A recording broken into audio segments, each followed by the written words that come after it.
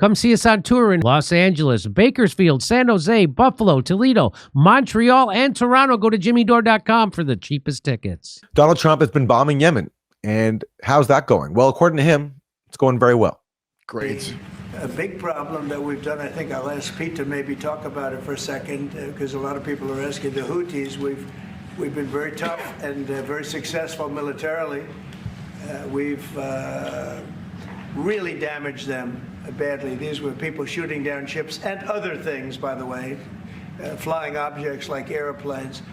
And we've put a major hurt on flying objects like airplanes. Yeah, they are flying objects. Not drones? Yeah, not UFOs either, as far as I know. Houthis are not attacking Not UFOs. Chinese spy balloons? the Houthis, which nobody's been able to do. We've really hit them hard. We've hit him hard, Trump says, and Pete Hegseth, his defense secretary, agrees. Yes, please. Yes, sir. It's been a bad 3 weeks for the Houthis, and it's about to get worse. It's been a devastating campaign, whether it's underground facilities, weapons manufacturing, bunkers, troops in the open, air defense assets. We are not going to relent, and it's only to get more unrelenting until the Houthis declare they will stop shooting at our ships, and we've been very... We're not going to relent. It's only going to get more unrelenting in how much we're not being unrelenting in our attacking of Yemen. And of course, Pete Hegseth was the guy who was heavily involved in the Signal chat, in the Signal Gate, where he disclosed his Yemen attack plans to journalist Jeffrey Goldberg, and now has to try to save face. But he says it's going great. So that's the message from the White House. Pete Hegseth, it's been a bad 3 weeks for the Houthis, but great for my hair, if you've noticed. Well, that comes from his Fox News experience. You know, he's got a lot of hair and makeup behind him. So Trump and Pete Hegseth say that the bombing is going great. Well, some military sources disagree with that. Here's the headline from antiwar.com.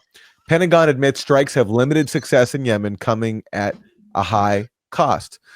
Pentagon officials are telling Congress behind closed doors it does not believe the new military campaign in Yemen has degraded the Houthis, aka Ansarallah's, military capabilities. Within a month, the operations will cost over $1 billion. Maybe Doge can look into that one. That sounds like a pretty high cost for very low returns.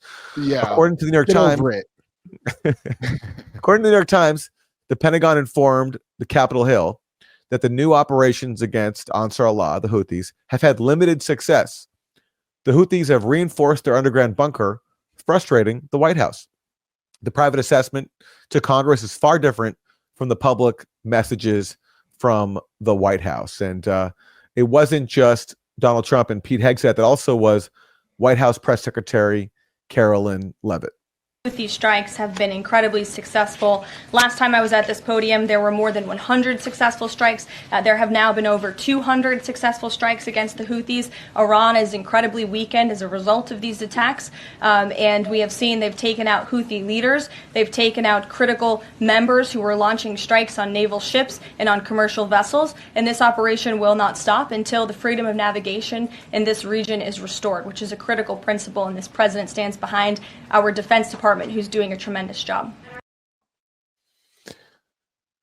The New York Times, the New York Times reports the Pentagon has spent $200 million on munitions to strike Yemen. The additional deployment of 2 aircraft carrier strike groups and B-2 bombers will push the total cost of the operations to over $1 billion. The price of striking Yemen is so high in part due to Ansarallah's air defense capabilities. But is Iran weakened? Well, that's what they claim. In recent weeks, the Houthis have downed multiple Reaper drones. This has led the Pentagon to use longer-range missiles to strike Houthi targets. Some Pentagon officials have expressed concern the administration is using too many munitions in Yemen and degrading the military's ability to fight a potential war with China. Yeah, no kidding. Iran has an informal agreement with Russia and China, right? That they're not going to let America go to Iran. That's how I took it. So we're going to use a bunch of munitions on the Houthis. That's how it's pronounced. The Houthis. Save some for the blowfish. That's what I would say. Here's what one U.S. official. We are burning through readiness, munitions, fuel, deployment time. And here's more from CNN. Regional diplomatic sources say preparations are underway for a ground operation that will be launched from the south and east, as well as along the coast.